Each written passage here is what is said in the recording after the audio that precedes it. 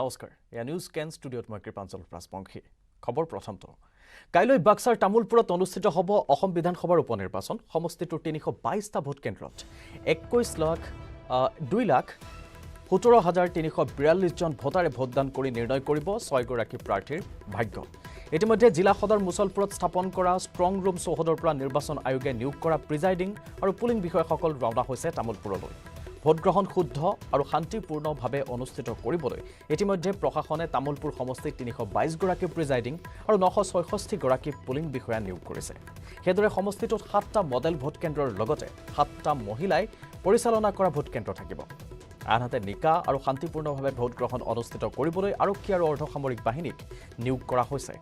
সমষ্টিটোৰ পৰা UPPLৰ জলেন দৈমাৰী কংগ্ৰেছৰ ভাস্কৰ দাহাল GSPৰ বজেন্দ্ৰ নাথ ডেকা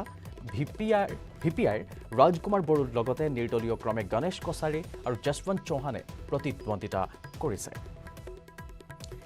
এয়া বাক্সাৰ তামুলপুৰত অনুষ্ঠিত হ'ব যিহেতু অসম বিধানসভাৰ উপনিৰ্বাচন সমষ্টিটোৰ ৩২২টা ভোট কেন্দ্ৰত ২,১৭,৩৪২ গৰাকী ভোটাৰে ভোটদান কৰিব আৰু তেওঁলোকে নিৰ্ণয় কৰিব ৬ গৰাকী প্ৰাৰ্থীৰ ভাগ্য কোন সেই ৬ গৰাকী আমি পুনৰবাৰ জনাবলৈ লৈছোঁ UPPLৰ জলেন দৈমাৰী কংগ্ৰেছৰ ভাস্কৰ দাহাল GSPৰ ব্ৰজেন্দ্ৰ নাথ ডেকা VPIৰ ৰাজকুমাৰ বড়োৰ লগতে নিৰ্দলীয় ক্ৰমে গণেশ কছাৰী আৰু যশৱন্ত চৌহান আমি ষ্ট্ৰং ৰুমটো খোলাইছোঁ এণ্ড ডিষ্ট্ৰিবিউশ্যন কাউণ্টাৰতে এতিয়া মেচিনকেইটা গৈ আছে পাৰ্টিবিলাক ইয়াতে আই থিংক অলমষ্ট 7:15 মানতে পাই গৈছে এতিয়া মষ্টলি পাৰ্টি ব্ৰেকফাষ্টখিনি কৰি আছে I think we'll be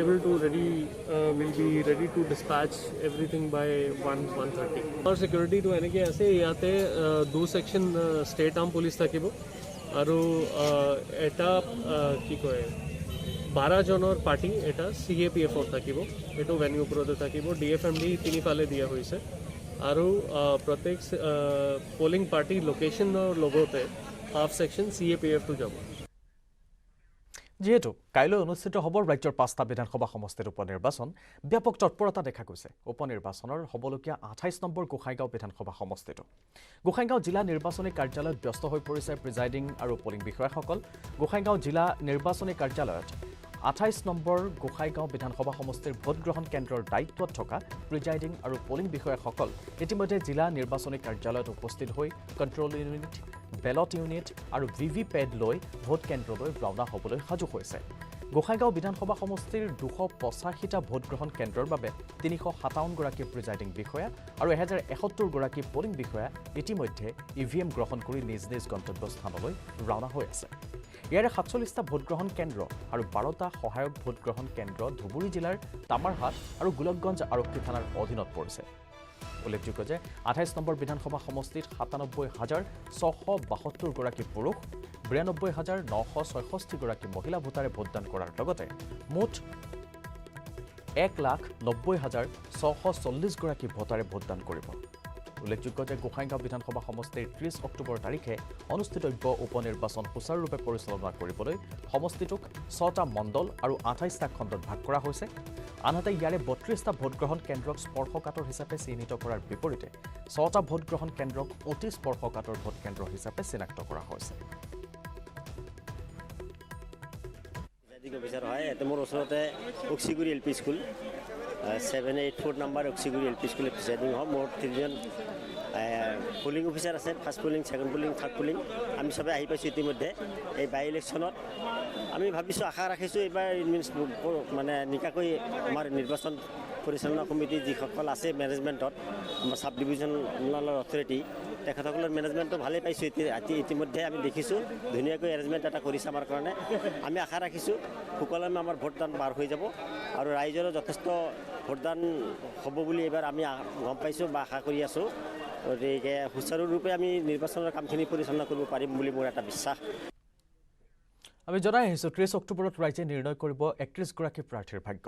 Thowra হ'ব মৰিয়নি হ'ব তামুলপুৰ ভৱানীপুৰ আৰু গোসাইগাঁও সমষ্টিত অনুষ্ঠিত হ'ব উপনিৰ্বাচন ৰাজ্যিক মুখ্য নিৰ্বাচনী বিষয়াই সদৰি কৰা মতে এই উপনিৰ্বাচনত সৰ্বমুঠ 7,96,456 গৰাকী ভোটাৰে ভাগ্য নিৰ্ণয় কৰিব 31 জন প্ৰাৰ্থীৰ ইয়াৰে ভিতৰত 4,03,374 জন হ'ব পুৰুষ 3,13,870 মহিলা আৰু 4 গৰাকী তৃতীয় লিংগৰ ভোটাৰ আছে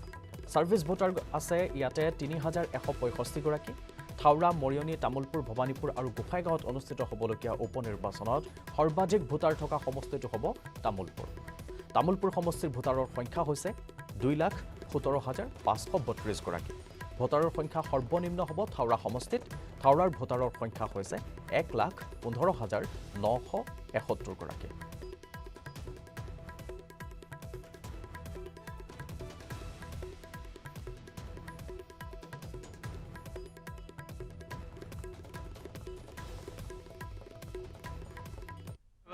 মানে যেনে নৰ্মেলি গ্ৰহণ কৰা হয় সেইখিনিতো কৰা হৈছে যে পলিং ষ্টেচনবোৰ ঠিক কৰা আছে ট্ৰান্সপৰ্টৰ মানে ব্যৱস্থা কৰা আছে আৰু ল এণ্ড অৰ্ডাৰ চিটুৱেশ্যনৰ কাৰণে ব্যৱস্থা কৰা আছে এইবাৰ অলপ বিশেষকৈ কিছুমান ব্যৱস্থা কৰা আছে যিটো মই আপোনাক বুজাব খুজিছোঁ প্ৰথম হয় যে প্ৰত্যেকটা পলিং ষ্টেচনৰ লোকেশ্যনত আমি হুইল চেয়াৰৰ বন্দোবস্ত কৰিছোঁ যিটো অলপ মানে বুঢ়া মানুহ বা মানে দিব্যাংগ মানুহসকলৰ কাৰণে সুবিধাৰ কাৰণে তাৰ আগত তেখেতসকলক ঘৰৰ পৰা ভোট দিয়াটো আমি সুবিধাটো এটা কৰিছোঁ যি মানে মানুহে অপ্ট কৰিছে যে ঘৰৰ পৰা ভোট কৰিম বুলি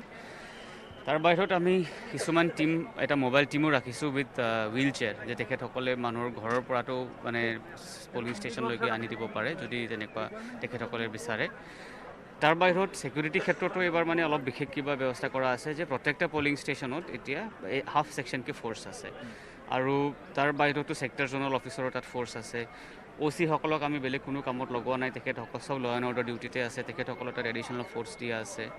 আৰু আমি মেজিষ্ট্ৰেট সকলো মানে যিটো নৰ্মেলি ছেক্টৰ আৰু জোনেল অফিচতো এনেই মেজিষ্ট্ৰেট থাকে প্লাছ আমি যিটো আমাৰ চাৰ্কেল অফিচাৰ বা ADC সকলকতো কালি 5জনমান মানুহক মানে ফিল্ডত সেই ইলেকশ্যন ডিউটিটো ভ্ৰমণ কৰিব ডিউটি দিছোঁ নিরাপত্তার অ্যারেঞ্জমেন্ট করেছি আমার টোটাল 173 পোলিং স্টেশন আর 111 পোল বিল্ডিং আছে প্রত্যেক পোলিং স্টেশন যেটো আছে আমার এটা হয় হেড কনস্টেবল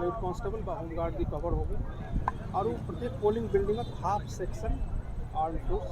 যেটো আছে আমি ডিপ্লয় করেছি তার বাইরে আমার 18টা সেক্টর আছে 18টা সেক্টর অফিসার লগত হাফ সেকশন আর্ম ফোর্স থাকিব আর 2টা জোনাল অফিসার লগত হাফ সেকশন ফোর্স থাকিব তার বাহিৰত আমাৰ ডিস্ট্ৰিক্ট স্ট্ৰাইকিং ৰিজাৰ্ভ ফোৰ্স আছে আৰু আমাৰ যিমান গেজেটেড অফিচাৰ আছে আমি সকলোকে ফিল্ডত ডিপ্লয় কৰি আছোঁ লগতে লোকাল OC আৰু ICৰ ডিপ্লয়মেণ্ট আছে তো নিৰাপত্তাৰ কমপ্লিটলি ব্যৱস্থা কৰা হৈছে সৰুপথাৰৰ উৰিয়ামঘাট সীমান্তৰ 2 নং মধুপুৰ গাঁৱৰ দয়াং নদীৰ পাৰত নিশা গুলিয়াগুলি দয়াং নদীৰ পাৰত শিল খননক লৈ শিল ব্যৱসায়ৰ মাজত গুলিয়াগুলিৰ সূত্ৰপাত ঘটে গুলিবিদ্ধ হামিদ আলী আৰু আনোৱাৰ হোসেন নামৰ দুজন ব্যৱসায়ী আহত লোক দুজনক সৰুপথাৰৰ সমূহীয়া স্বাস্থ্য কেন্দ্ৰত ভৰ্তি কৰোৱা হৈছে দুয়ো পক্ষৰ মাজত শিলৰ ব্যৱসায়ক লৈ দীৰ্ঘদিন ধৰি সংঘাত চলি আহিছিল উৰিয়ামঘাট বন বিভাগক মেনেজ কৰি নিশা অসম সীমান্তৰ দয়াং নদীৰ পাৰত অবৈধভাৱে দুয়ো পক্ষই শিল খনন কৰি অহাৰ অভিযোগ উত্থাপিত হৈছে আৰু তাৰে পৰিণতিত গুলিয়াগুলিৰ সূত্ৰপাত হয় সৰুপথাৰৰ উৰিয়ামঘাটৰ ঘটনা 2 নং মধুপুৰ গাঁৱৰ দয়াং নদীৰ পাৰত নিশা গুলিয়াগুলিৰ ঘটনা সংঘটিত হৈছে দয়াং নদীৰ পাৰত শিল খননক লৈ শিল ব্যৱসায়ৰ মাজত এয়া গুলিয়াগুলিৰ ঘটনা দুটা পাৰ্টি কনফ্লিক্টিং ক্লেইম আছিলে আৰু দুটা ধৰণৰ এটা কমপ্লেইন আহিছিলে তাতে দুটা এলিয়েষ্ট একিউজ এজন হামিদ আলী আৰু এজন আছে শাহানুৰ আলী দুইজনকে আমি এপ্ৰিহেণ্ড কৰা হৈছে তাৰে ভিতৰত হামিদ আলী তাৰ নিজৰে তাৰ গুলিত গুলি লাগিছে তেওঁ এটা হস্পিটেলাইজ হৈ আছে গোলাঘাট চিভিললৈ লৈ যোৱা হৈছে ৰেফাৰ কৰিছে সৰুপথাৰ CHC পৰা আৰু এতিয়া গোটেই সেই সূত্ৰে দুজনক এপ্ৰিহেণ্ড কৰা হ'ল আৰু বাকী অনুসন্ধান চলি আছে আৰু তেওঁলোকে এটা খালী কাৰ্ড পোৱা গৈছে .22 আৰু সেই আৰ্মছ যি ইউজ হৈছিলে এইটো ৰিকভাৰী একজেক্টলি কি হৈছিলে ভালকৈ অনুসন্ধান কৰিব লাগিব আৰু তাৰ ৰিকভাৰীৰ কাৰণে প্ৰচেছ চলি আছে এতিয়া একদম প্ৰাথমিক পৰ্যায়ত আছে বাকী আৰু যদি কোনোবা যদি জড়িত আছে তেওঁলোকক কৰায়ত্ব কৰা হ'ব আৰু বাকী এইখিনি সম্পূৰ্ণভাৱে সোনকালে কৰা হ'ব নিউজ কেনত আছে আৰু বহু খবৰ লৈছোঁ এটা বাণিজ্যিক বিৰতি মূল্যবৃদ্ধিৰ জুৱে দহিছে এতিয়া ৰাজ্যবাসীক ইন্ধনজাত সামগ্ৰীৰ সমান্তৰালকৈ বৃদ্ধি হৈছে অত্যাৱশ্যকীয় সামগ্ৰীৰ মূল্য বজাৰলৈ গৈ বিমুখ হ'বলগীয়া হৈছে গ্ৰাহক ৰাইজ পিছে ইমানৰ পিছতো মূল্যবৃদ্ধি হোৱা নাই বুলি মন্তব্য কৰিছে নেতা মন্ত্ৰীয়ে শুকুৰবাৰৰ দিনটোত গুৱাহাটী মহানগৰীত পেট্ৰলৰ মূল্য 104 টকা 65 পইচা অৰ্থাৎ 65 পইচা আৰু ডিজেলৰ মূল্য 97 টকা 24 পইচা হৈছেগৈ মূল্যবৃদ্ধিৰ ৰোধত চৰকাৰৰ ব্যৰ্থতাক লৈ ক্ষোভ উজাৰিছে এতিয়া সৰ্বসাধাৰণ লোকসকলে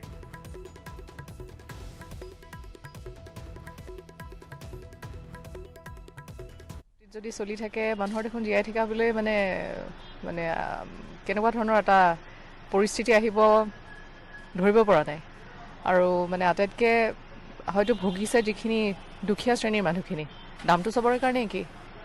গতিকে কি হ'ব নাজানো আৰু 1000 টকা এটাও যদি বজাৰলৈ লৈ যোৱা হয় যিকেইটা বস্তু ঘূৰি আহে সেইটা মানে চিন্তা কৰিবলগীয়া আৰু কথাটো হ'ল যে আপুনি যিটো কথা ক'লে হয় গৃহিণীসকলৰ ওপৰত সেই মানে হেৰিটো বেছি পৰে কিন্তু এতিয়া ধৰক আমিও চাকৰিয়াল মানুহ গাড়ীখন ময়ো চলাওঁ গতিকে এটা তেলৰ খৰচটো আমিও বহন কৰিব লাগে ন গতিকে মানে নাজানো কি হ'ব একো ধৰিবই পৰা নাই মানে আৰু এইটো গতিত চলি থাকিলে দেখোন মানুহ কেনেকৈ চলিব এতিয়া মানে সেই বাজেটটো মিলাব নোৱাৰা হৈ যোৱাৰ নিচিনা হয় যে তাকে আৰু মানুহে আৰু এটা কথা যে বাজেটটো যে এটা মানে একদম সাংঘাতিক মানুহৰ জীৱনত বিপদ আপদ নাহিব সেইটোতো নহয় বেমাৰ আজাৰটো আছেই তাৰ উপৰি আৰু গতিকে এতিয়া আৰু আমি কি ক'ম সেইটোৱে চৰকাৰে ভাবিব লাগে সাধাৰণ মানুহে এই কথাটো ৰেজ কৰিবও লাগে যিটো কোনেও ৰেজ কৰা দেখা নাই আমি ওচৰ পাজৰে এতিয়া কোনো মানুহে এই কথাটো ৰেজ নাই কৰা আৰু এইটো এটা ডাঙৰ কাৰ্বি আংলঙৰ পাৰখোৱাত 4 লেনযুক্ত পথ নিৰ্মাণক লৈ উত্তপ্ত পৰিস্থিতিৰ সৃষ্টি হোৱাৰ খবৰ আহিছে আমাৰ হাতলৈ পথ নিৰ্মাণৰ বাবে চলোৱা উচ্ছেদক লৈ খৰ্গহস্ত হৈছে জনতা পথৰ কাষৰ স্থায়ী বাসিন্দাসকলক উপযুক্ত ক্ষতিপূৰণ আদায় নিদিয়াকৈ উচ্ছেদৰ অভিযোগ তুলিছে ৰাইজে ইপিনে ক্ষতিপূৰণ আদায়ৰ নামত ফুলনিৰ ৰাজহ চক্ৰ কাৰ্যালয়ৰ মণ্ডলৰ অনিয়মৰ অভিযোগ স্থানীয় ৰাইজৰ প্ৰকৃত মাটিৰ গৰাকীক বঞ্চিত কৰি পথৰ কাষত মাটি নথকা লোককহে জালিয়াতিৰে ক্ষতিপূৰণ দিয়াৰ অভিযোগ স্থানীয় ৰাইজৰ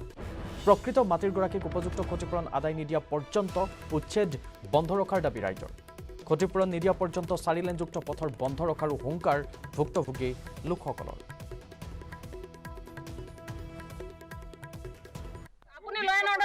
এভিকশনৰ পৰা দুইজনে একেলগে কথা পাতিব লাগিব মাত এভিকশনত কোন আছে এভিকশনৰ হেড কোন হয় মই হলো ল এণ্ড অৰ্ডাৰ বুজিলো এভিকশনত কোন আছে এভিকশনত ডিসিএল আছে ডিসিএল বলে আপুনি ফোন কৰক আমাক কথা পাতি শুনাওক আপুনি ফোন কৰি ইয়াত মাতক আপুনি কথা পাতক মাতিছো আপুনি ফোন লগাওক লাউড স্পিকাৰ দিয়ক আমি শুনিম ফোন লগাওক লাউড স্পিকাৰ দিয়ক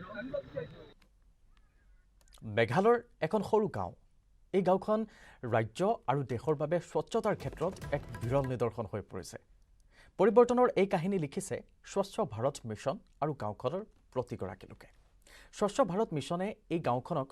বিশেষ একো সহায় কৰিব নোৱাৰিলেও লোকসকলৰ মাজত পৰিষ্কাৰ পৰিচ্ছন্নতাৰ বীজ সিঁচি দিবলৈ নিশ্চয় সক্ষম হৈছে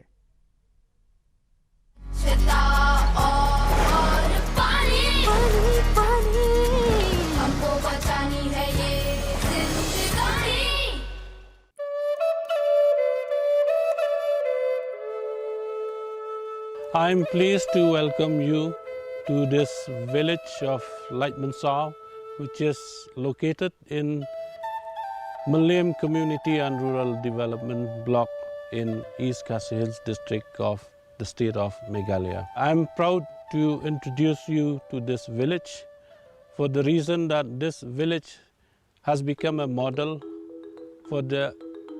rest of the country and the rest of the state for various reasons, and one of the reasons is that